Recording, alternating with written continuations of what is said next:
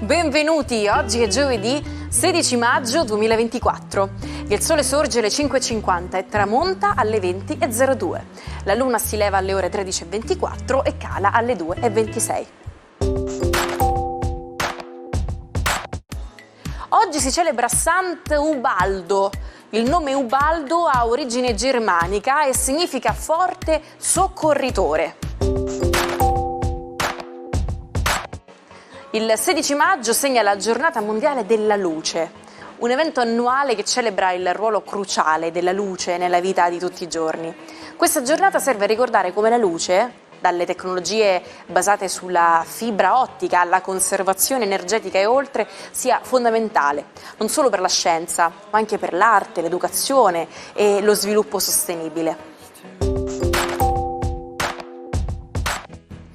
Compie 73 anni Claudio Baglioni, un cantautore simbolo della musica leggera italiana che ha oltre 50 anni di successi alle spalle. Il suo album La vita è adesso è il più venduto nella storia della discografia italiana, con oltre 4 milioni di copie vendute.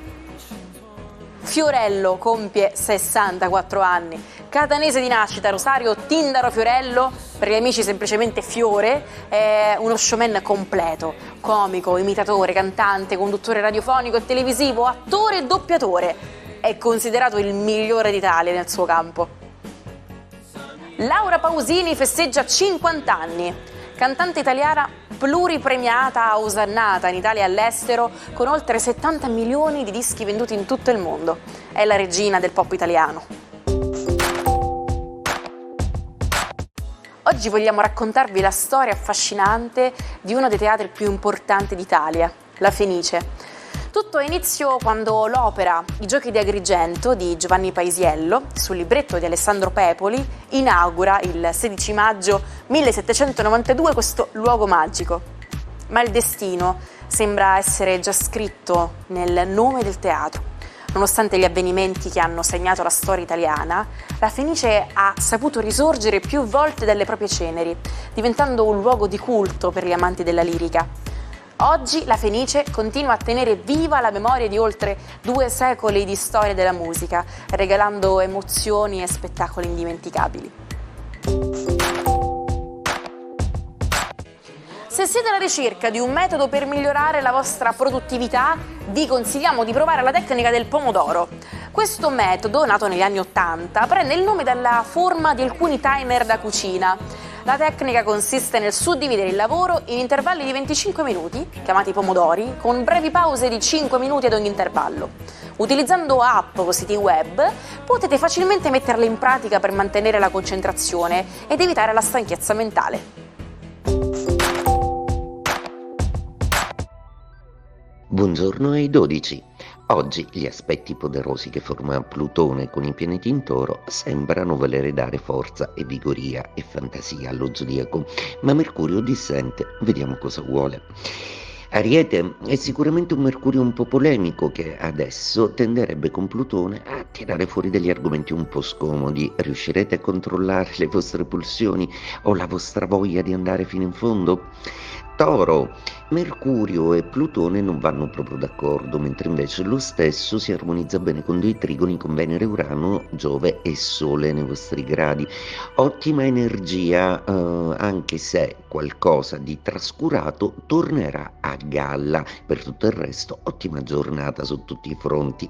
Gemelli, la giornata di oggi prevede proprio il vostro beniamino Mercurio un po' in tensione con Plutone. Molto probabilmente c'è da rivedere tutta una serie di comunicazioni, perché forse non hanno dato prova di affidabilità alcune relazioni come ve le aspettavate. Mercurio tenderà a essere oggettivo e a tirare fuori le argomentazioni più reali rispetto all'immagine che avevate voi di questi rapporti.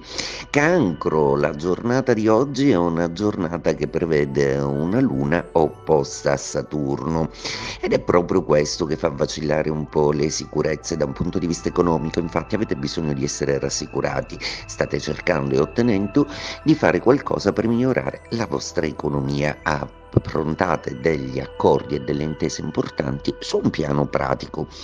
Leone, una luna oggi che prevede per voi un po' di revisione economica e strutturale delle cose. Dovete essere un pochino più oggettivi, forse perché alcune strade avete scoperto che non rendono proprio come vi aspettavate. È arrivato il momento di puntare su altro in maniera più oggettiva e sensata. Vergine, la luna oggi si oppone dai vostri gradi a Saturno ed è proprio una perdita di certezze o di tempi e di lungaggini che vi stanno proprio snervando, che oggi vi mette a dura prova.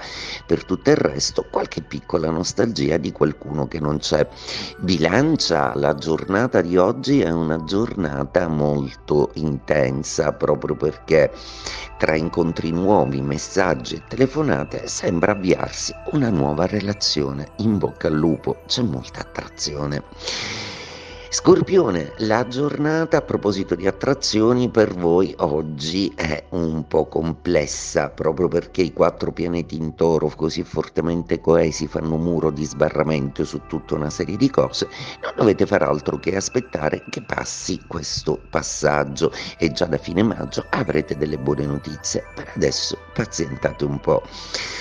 Sagittario, la giornata di oggi è una giornata con Saturno e Luna contro, il che significa che forse dovete ponderare meglio alcune scelte da fare. Cercate quindi di concentrarvi, di chiedere consiglio e di non rimanere comunque fermi in propositi che difficilmente potrebbero trovare una via di riuscita.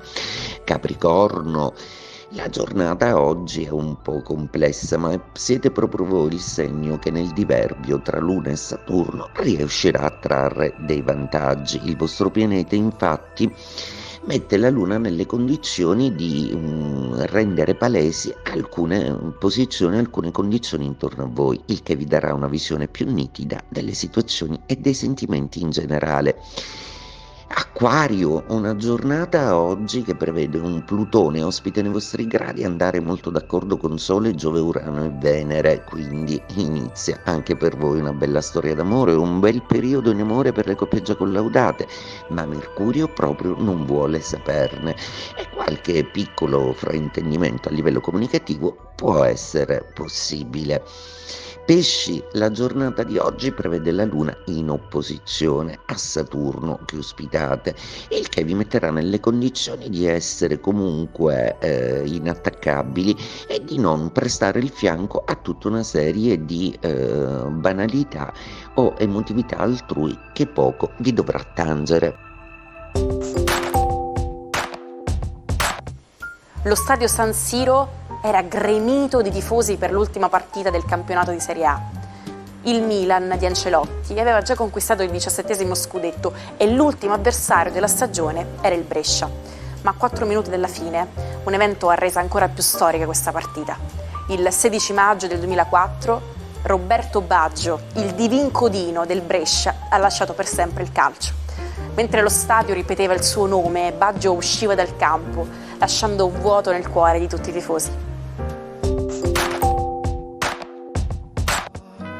Oggi vogliamo parlarvi di un modo di dire inglese molto curioso, get the wrong end of the stick, che letteralmente significa prendere l'estremità sbagliata del bastone. Questo modo di dire viene utilizzato per indicare un fraintendimento di una situazione che spesso può portare a conseguenze spiacevoli. Ma da dove viene esattamente questa espressione? Beh, pare che faccia riferimento ai bastoni da passeggio e all'impugnare la parte sbagliata, cioè l'estremità che si appoggia a terra, spesso sporca e ricoperta di fango. In Italia un modo di dire simile è prendere fischi per fiaschi.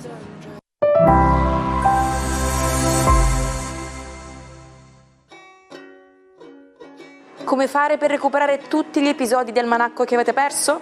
Nessun problema, ci trovate on demand su YouTube sul canale Sicilia Play. Il matto del giorno, anzi il furioso in questo caso, è Orlando, l'omonimo protagonista del poema di Ariosto.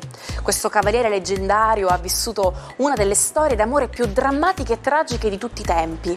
Innamorato della principessa Angelica, Orlando crede ciecamente nella sua fedeltà.